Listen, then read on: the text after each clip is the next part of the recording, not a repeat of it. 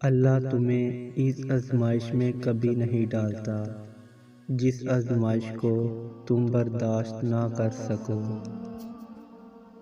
تمہارے غم سے واقف ہے اللہ تمہارا، تم جھک جاؤ اللہ کے آگے، سارا غم مٹ جائے گا تمہارا۔ ہزار رکاوٹیں آتی ہیں ان راستوں پر، جو راستہ ہمیں اللہ سے ملاتا ہے۔ یقین تم رکھتے نہیں اللہ کی مصلحتوں پر، اور جہاں میں کہتے پھرتے ہو کہ میری دعا قبول نہیں ہوتی۔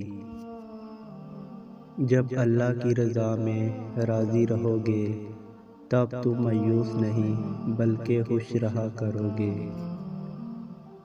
اللہ کے علاوہ کسی کے آگے ہاتھ نہ پھیلانا، کیونکہ لوگ مجبوریوں کا فائدہ اٹھا لیتے ہیں۔